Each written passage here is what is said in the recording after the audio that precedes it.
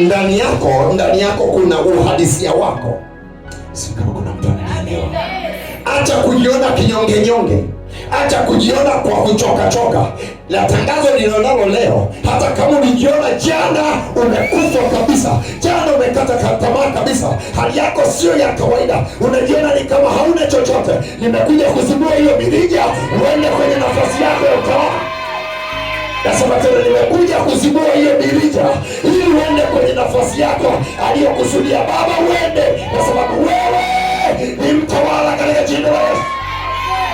Kwa hiyo utawala wa kiungu uko ndani yako msichana. Aonavyo mtu nafsini mwake ndivyo alivyo. Hawezi kwenda zaidi ya jinsi unavyojiona. Nadhani kwa hicho sio kiwango chako. Mahali ulipo ni mahali pa kupata hata 600,000, lakini unapata 50,000. Hama kwenye viwango hivyo katika jina la Yesu. Kuna mtu anamhamisha asubuhi ya leo? Kuna mtu anahama asubuhi ya leo? Iambie nafsi yako kuanzia sasa, mimi ni mtawala. Uiona nguvu yako ndio maamuzi yako. Usiniambie sisi kwetu yani tunaishi kwenye shida, sisi kwetu yani ni tabu, sisi kwetu hata chakula hakuna, sisi kwetu yani wewe unaweza kubadilisha kwenu. Uko hapo kwa kusudi la kubadilisha kwenu. Na bahati nzuri umekuja set free. Mahali ambako mafundisho ni chakula. Kiasi ambacho nikikuchochea wiki 3, wiki 4 mfululizo, lazima ugeuke tu. Wewe fuata haya ninayokuelekeza, halafu chukua hatua ya kwenda kwenye hatima zako. Wewe ni mtawala katika jina la Yesu. Acha kujiona hiyo level. Mwambie mwenzako acha kujiona hizo level sio zetu. Mwambie tu sisi. Acha kuishi hivyo kizembezembe. Sisi sio wa hivyo. Hesabu 13. Hesabu 13. Mstari wa 32. Hesabu 13. Mstari wa 32. Habari ipi? Mbaya ya ile nchi wanaoipeleleza. Wakafanyaje? Wakasema ile nchi ulioipita kati yake ili kuipeleleza ni nchi inayowala watu wanaoikaa, na watu wote tuliowaona ndani yake ni watu warefu mno. Lengo letu ni kutuletea majibu ya namna tutakavyoingia kirahisi kwenye nchi. Lakini hebu wacheki wenzetu tuliwapeleka kwenda kutupelelezea nchi, wakatuletea habari mbaya. Asubuhi ya leo zikatae habari mbaya zinazokufanya ujione mnyonge. Wewe sio mnyonge.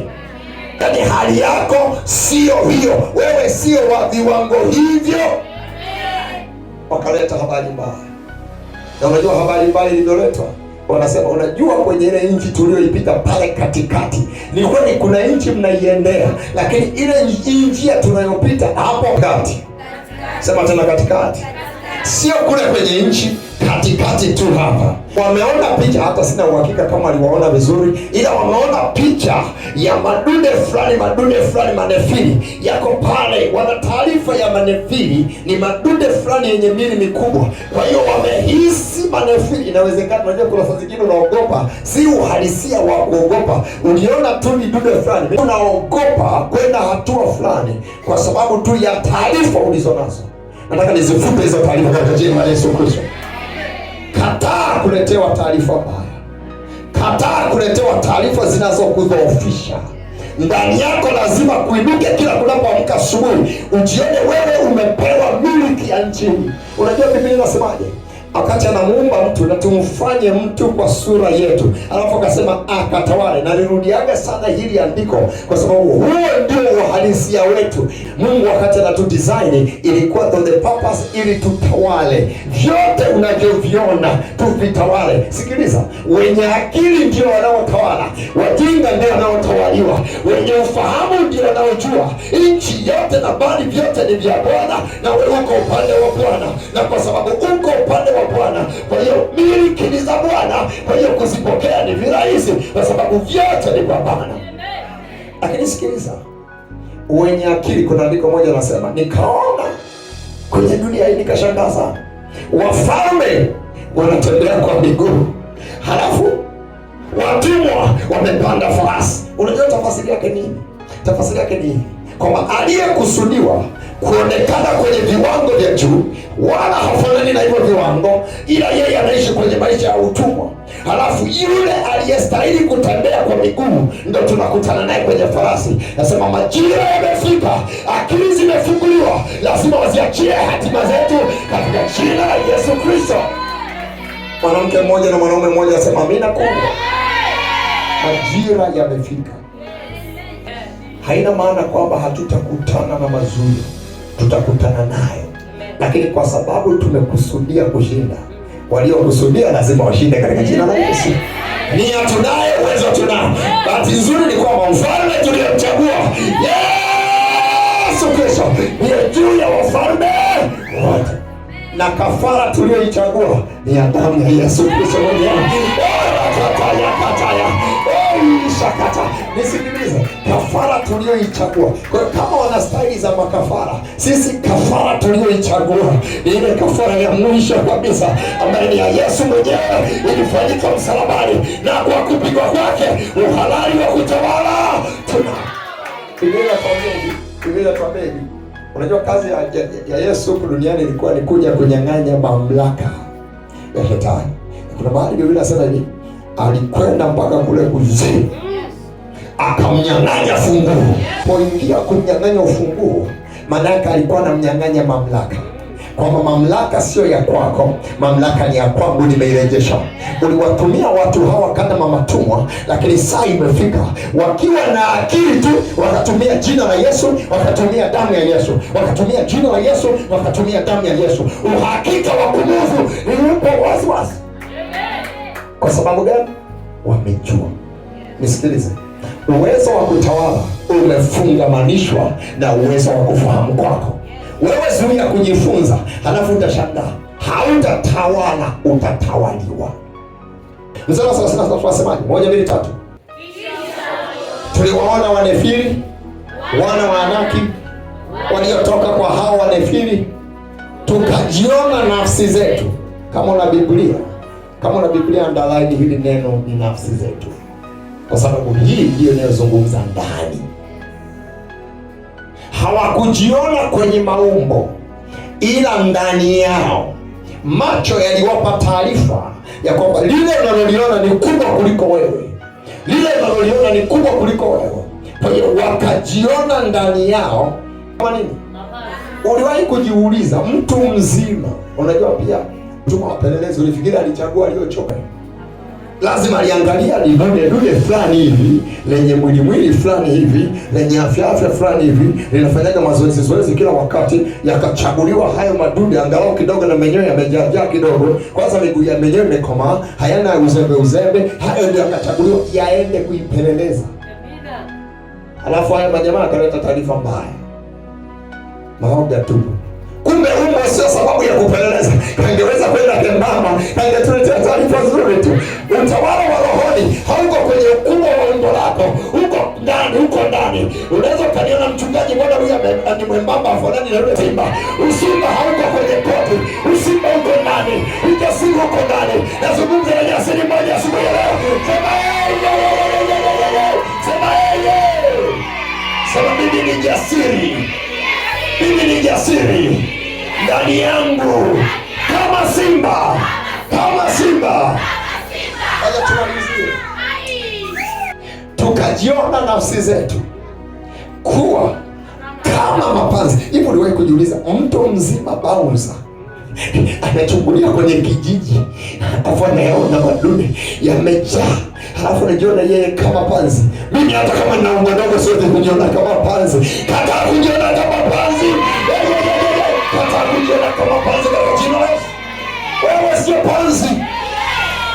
Hata kama wamegandamiza kabisa hivi, wamekushikilia, wamekung'ang'ania, wamefunga upeni, wamefunga utopeli, nataka nikuhakikishie katikati ya hicho kifungo, anza kujitutumua.